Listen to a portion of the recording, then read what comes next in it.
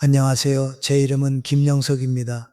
저는 남에게 조언을 잘하는 사람도 아니고 인생을 다 깨쳤다고 감히 말할 수 있는 사람도 아닙니다. 다만 충분히 오래 살아왔고 충분히 천천히 살아왔기에 잠시 멈춰서서 제 삶을 스쳐 지나간 수많은 인간의 운명을 바라볼 수 있었던 사람일 뿐입니다. 젊었을 때 저는 삶이 노력에 의해 옳고 그름에 의해 그리고 가족을 위해 내가 얼마나 많은 것을 해낼 수 있는지에 의해 결정된다고 생각했습니다. 하지만 세월이 흐르고 인생의 끝자락에 조금 더 가까이 다가갈수록 저는 전혀 다른 모습을 보게 되었습니다. 몸은 더 이상 건강하지 않지만 눈빛이 아주 평온한 노인들이 있었습니다.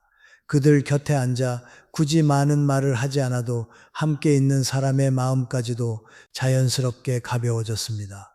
반대로 나이가 아주 많지는 않아도 물질적으로 부족함이 없는데도 말 속에는 늘 긴장이 묻어 있고 눈빛에는 항상 외로움과 서운함이 담긴 사람들도 적지 않게 보았습니다. 오랫동안 제 생각을 붙잡아둔 질문은 이것이었습니다. 젊었을 때 이 두 부류의 사람들은 꽤 비슷한 삶을 살았습니다. 모두 자식을 사랑했고, 모두 희생했고, 모두 최선을 다해 살아왔습니다. 그렇다면 왜 노년에 이르러서는 어떤 사람은 평안을 얻고 어떤 사람은 그렇게까지 지쳐 있는 것일까요? 처음에는 저 역시 그 이유가 환경에 있고 돈에 있고 자식이 효도하느냐 하지 않느냐에 있다고 생각했습니다. 그러나 오랜 시간 지켜본 끝에 저는 듣기 쉽지 않은 한 가지 사실을 인정하지 않을 수 없었습니다. 노년의 많은 외로움은 바깥에서 오는 것이 아니라 수년 동안 부모가 자식과 나누은 아주 작은 말들에서부터 시작된다는 사실입니다. 그 말들은 결코 나쁜 말이 아닙니다. 오히려 대부분은 사랑과 책임감 그리고 삶의 경험에서 비롯된 것들입니다. 하지만 바로 그렇기 때문에 그 말들이 남기는 무게를 더더욱 알아차리기 어렵습니다. 오늘 저는 여러분과 함께 이 사실을 정면으로 바라보고자 합니다. 자책하기 위해서가 아니라 이해하기 위해서입니다. 그리고 이 영상의 끝까지 함께 해주신다면 저는 여러분이 아주 중요한 한 가지 질문에 대한 답을 찾게 되리라 믿습니다. 왜 부모가 모든 선의를 담아 건넨 말이 자식의 마음속에서는 가장 깊은 상처로 남게 되는가? 그리고 그 지점에서 우리는 다음 단계로 나아가 이 문제를 아주 차분하고 진솔하게 다시 짚어야 할 것입니다. 이 나이가 되고 나니 저는 부모들이 서로에게 익숙하게 하는 말을 자주 듣습니다. 내가 한 말이 맞잖아. 맞습니다. 부모가 내뱉는 많은 말들은 정말로 틀리지 않습니다. 논리가 있고 경험이 있고 한 사람의 인생 전체를 걸고 치러낸 시행착오까지 담겨 있습니다. 하지만 오래 살수록 저는 한 가지를 더 분명히 보게 됩니다. 옳다는 것이 언제나 말해야 한다는 뜻은 아니며 사랑이란 것도 언제나 말이라는 통로를 통해 온전히 전달되는 것은 아니라는 사실입니다. 많은 부모는 자식이 상처받는 이유가 혼나서 꾸중을 들어서 심하게 말해서라고 믿습니다. 그러나 사실 가장 깊은 상처의 대부분은 거친 말에서 오지 않습니다. 그것은 부정당했다는 느낌에서 옵니다. 아이가 자기 생각을 말했는데 돌아오는 것은 단 한마디의 반박일 때, 아이가 선택을 내렸는데 곧바로 미숙하다, 틀렸다, 세상을 아직 모른다는 딱지가 붙을 때, 아이가 감정을 털어놓았는데 그 감정은 받아들여지기보다 논리와 경험으로 되돌아올 때 말입니다. 부모는 나이가 들수록 경험이 많아질수록 자신이 하는 말이 아이를 위한 것이고 아이에게 맞는 말이라고 믿기 쉬워집니다. 그 자체는 틀리지 않습니다. 하지만 문제는 여기에 있습니다. 자식에게 필요한 것은 인생에서 맞는 사람이 한 명 더 늘어나는 것이 아니라 감정이 인정받을 수 있는 한 자리입니다. 감정이 너무 자주 막히면 아이는 침묵하는 법을 배우게 됩니다. 아이가 동의해서가 아니라 더 이상 말해도 안전하다고 느끼지 못하기 때문입니다. 말이라는 것은 자세히 들여다보면 마치 물방울이 바위 위로 떨어지는 것과 같습니다. 한 방울 한 방울은 아주 작고 아주 평범하지만 세월이 흐르면 바위의 모양도 서서히 달라집니다. 부모와 자식 사이의 거리는 큰 사건 하나로 만들어지는 경우가 드뭅니다. 그것은 익숙한 말들이 반복되고 또 반복되면서 만들어집니다. 사랑해서 하는 말이라고 믿었지만 그 안에서는 아이가 있는 그대로의 자신 자리가 점점 사라져 버리는 것입니다. 그렇다면 구체적으로 어떤 말들이 그런 거리를 조용히 만들어 왔을까요? 그리고 왜 부모는 그것들이 얼마나 위험한지 알아차리지 못하는 걸까요? 어쩌면 우리는 한마디 한마디를 아주 천천히, 아주 자세히 정면으로 바라볼 필요가 있을지도 모르겠습니다. 제가 가장 먼저 말씀드리고 싶은 것은 거의 모든 부모가 한 번쯤은, 아니 어쩌면 평생 여러 번 입에 올려온 말입니다. 부모가 이렇게 말하는 건 너를 걱정해서야. 이 말을 할 때 부모의 마음속에는 아이를 상처 입히려는 의도가 전혀 없습니다. 그것은 진짜 걱정이고 책임감이며 자식이 넘어질까봐, 힘들어질까봐, 자신이 걸어왔던 것보다 더 험한 길을 갈까봐 느끼는 두려움입니다. 하지만 안타깝게도 말의 반대편에 있는 자식은 부모가 생각하는 그 걱정을 그대로 듣지 못합니다. 아이가 듣게 되는 말은 되게 이런 의미입니다. 네가 부모를 걱정하게 만든다. 네가 부모를 불안하게 한다. 이게 무슨 일이 생기면 그 책임은 네가 져야 한다. 저는 많은 성인이 된 자식들을 만나보았습니다. 왜 더 이상 부모와 자신의 이야기를 나누지느냐고 물었을 때 그들은 심하게 혼난 기억을 말하지 않습니다. 대신 너를 걱정해서 하는 말이야 라는 말 뒤에 자신이 보이지 않는 짐 하나를 더 짊어진 듯한 느낌이 들었던 순간들을 이야기합니다. 그 짐은 그들로 하여금 말을 고르게 만들고 아직 불안정한 삶의 부분을 숨기게 하며 부모를 안심시키기 위한 안전한 이야기만 꺼내게 합니다. 시간이 흐르면서 나눔은 연결이 아니라 의무가 됩니다.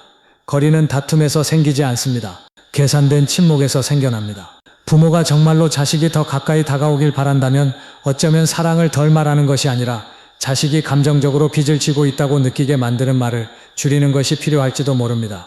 두 번째로 말씀드리고 싶은 것은 매우 그럴듯하게 들리는 이 말입니다. 부모는 다 겪어봤어. 그냥 부모 말 좀 들어. 부모의 입장에서 이 말은 땀과 눈물, 때로는 되돌릴 수 없는 상실로 얻은 경험입니다. 자식이 같은 실수를 반복하지 않길 바라는 마음에서 나오는 말입니다. 그러나 자식의 시선에서 이 말은 경험을 하나의 벽으로 만들어버리기 쉽습니다. 기도할 수 없게 하고 실패할 수 없게 하고 자신의 인생에 대해 스스로 책임질 기회를 가로막는 보이지 않는 벽입니다. 계속해서 아직 세상을 모른다, 경험이 부족하다는 말을 들으면 자식의 마음속에는 아주 조용한 감정이 자리 잡습니다. 나는 늘 더 낮은 위치에 있다는 감각입니다. 도덕적으로 낮다는 뜻이 아니라 선택할 권리에서 낮다는 뜻입니다. 중요할 것은 이런 상황에서 자식은 거의 반박하지 않는다는 점입니다. 그들은 침묵하고 고개를 끄덕이며 갈등을 피하기 위해 그대로 따르기도 합니다. 하지만 그 침묵은 동의가 아닙니다. 더 이상 자신이 성인으로서 존중받지 못한다고 느끼는 관계에서 조용히 물러나는 방식일 뿐입니다. 부모와 자식의 관계가 오로지 위와 아래로만 남게 된다면 친밀함은 언젠가 사라질 수밖에 없습니다. 어쩌면 더 지혜로운 방법은 경험을 결론이 정해진 판결처럼 말하는 것이 아니라 하나의 삶의 이야기로 들려주는 것일지도 모릅니다. 세 번째로 말씀드리고 싶은 것은 경고처럼 들리는 이 말입니다. 나중에 후회할 거다. 부모는 되게 걱정이 될 때, 자식이 자신의 바람과 다른 길을 선택하려 할 때 이 말을 합니다. 아이가 제때 멈추게 하기 위한 충고입니다. 하지만 자식에게 이 말은 자존심을 가장 쉽게 상처 입히는 말 중 하나가 됩니다. 나중에 후회할 거다. 라는 말을 들을 때 아이는 단순한 예측을 듣는 것이 아닙니다. 신뢰의 부재를 듣습니다. 지금의 노력이 아직 인정받지 못하고 있다는 신호를 듣습니다. 아무리 애써도 부모의 눈에는 늘 실수하기 쉬운 사람으로 보인다는 메시지를 듣습니다. 그 결과는 무엇일까요? 많은 자식들이 자신은 늘 부모를 실망시키는 존재라는 감각을 안고 자랍니다. 그리고 조금의 성공을 이루어도 더 이상 이야기하고 싶어 하지 않습니다. 원망해서가 아니라 의도치 않더라도 또 한 번의 부정을 듣게 될까 두렵기 때문입니다. 이 세 가지 말의 습관은 각각만 놓고 보면 나쁜 말이 아닙니다. 하지만 수년 동안 반복되면 쉽게 메울 수 없는 거리를 조용히 만들어냅니다. 아이러니하게도 나이가 들수록 부모는 자식이 더 가까이 있길 바라지만 무의식적으로 자식을 멀어지게 하는 말을 사용합니다. 만약 사랑이 자식에게 무엇을 해야 하는지 말해주는 데 있는 것이 아니라 자식 곁에 어떻게 존재하느냐에 있다면 이제 우리는 스스로에게 물어야 할지도 모릅니다. 가장 중요한 것을 지키기 위해 우리는 무엇을 조금 내려놓을 수 있을까요?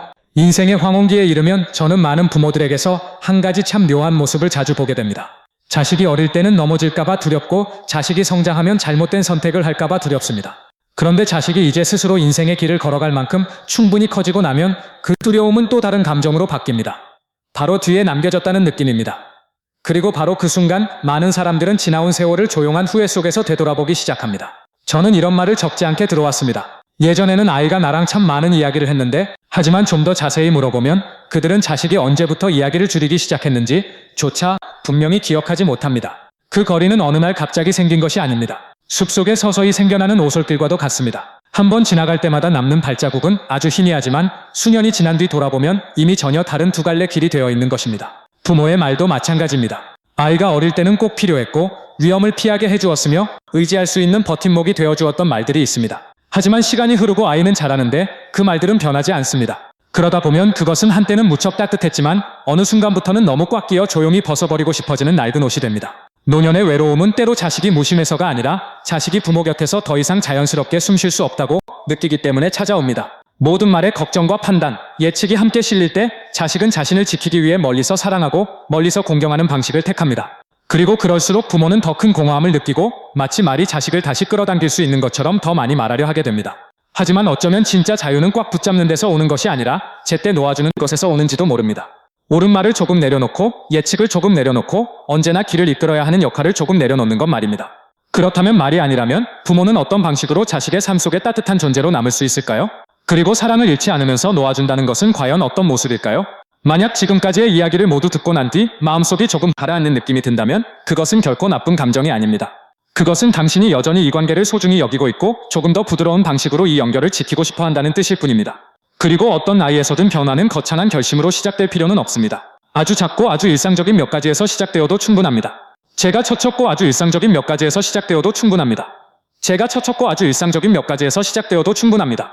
번째로 제안하고 싶은 것은 조언을 하기 전에 잠시 한 박자 멈추는 연습을 하는 것입니다. 자식이 이야기를 꺼낼 때 부모의 자연스러운 반응은 곧바로 옳고 그름을 짚어주는 것입니다. 하지만 때로는 말을 감정보다 앞서지 않게 하기 위해 아주 조금만 속도를 늦추는 것으로도 충분합니다. 그 짧은 멈춤 하나만으로도 자식은 자신이 고쳐지고 있는 중이 아니라 듣고 있는 대상이란 느낌을 받을 수 있습니다. 두 번째는 단정적인 말 대신 열린 질문으로 바꿔보는 것입니다. 부모는 이렇게 하는 게 좋다고 생각해? 라고 말하기보다 이 일에 대해 너는 어떻게 생각하고 있니? 라고 물어보는 것입니다. 질문은 부모의 역할을 약화시키지 않습니다. 오히려 자식이 스스로 생각을 정리할 수 있는 공간을 열어줍니다. 질문을 받을 때 자식은 자신이 한 명의 성인으로서 존중받고 있다고 느끼게 됩니다.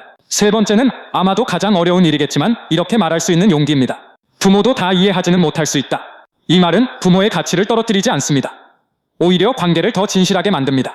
부모가 항상 옳아야 할 필요가 없어질 때 자식은 더 가까이 다가올 수 있고 더 솔직해질 수 있으며 자주 돌아오게 됩니다. 판단을 한마디 줄이고 예측을 한마디 줄이고 늘 짊어져야 한다고 믿어온 역할을 하나 내려놓는 것만으로도 관계는 생각보다 크게 방향을 바꿀 수 있습니다. 그리고 만약 노년의 평안이 옳은 말을 하는 것에 있는 것이 아니라 침묵 속에서도 따뜻함을 지켜내는 것에 있다면 남는 질문은 이것일지도 모릅니다. 우리는 자식에게 늘 옳은 말을 하던 사람으로 기억되고 싶은 걸까요? 아니면 언제든 돌아오기 쉬운 사람으로 기억되고 싶은 걸까요? 지금까지의 모든 이야기를 되돌아보면 아마도 처음부터 끝까지 아주 가느다란 한 가닥 실이 관통하고 있다는 것을 느끼셨을지도 모릅니다. 노년의 평안은 얼마나 많은 말을 옳게 했느냐에서 오는 것이 아니라 무엇을 내려놓을 수 있었느냐에서 온다는 사실입니다. 사랑을 내려놓는 것이 아니라 더 이상 맞지 않게 된 사랑의 표현 방식을 내려놓는 것입니다. 책임을 내려놓는 것이 아니라 늘 길을 이끌어야 하고 늘 바로잡아야 하며 늘 자식의 미래를 미리 알아야 한다고 믿어온 그 역할을 내려놓는 것입니다.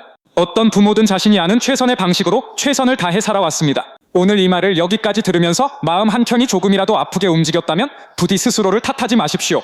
아직 돌아볼 수 있을 만큼의 차분함이 있고 다르게 생각해 볼 수 있을 만큼의 부드러움이 남아있다면 그 관계에는 여전히 충분히 다시 따뜻해질 기회가 있습니다. 나이가 어떻든 말입니다. 이 말들이 당신의 마음에 닿았다면 댓글에 아주 짧은 감사 인사 하나만 남겨주세요. 저를 위한 것이 아니라 당신 자신을 위한 것입니다. 오늘 당신이 잠시 멈춰서서 자기 자신의 마음에 귀를 기울였다는 작은 표식으로 말입니다. 그리고 부모와 자식의 관계에서 우리가 너무도 익숙해서 오히려 자주 지나쳐버리는 이야기들을 저와 함께 조금 더 깊이 들여다보고 싶으시다면 채널을 구독해주세요. 다음 대화에서 다시 만날 수 있도록 말입니다.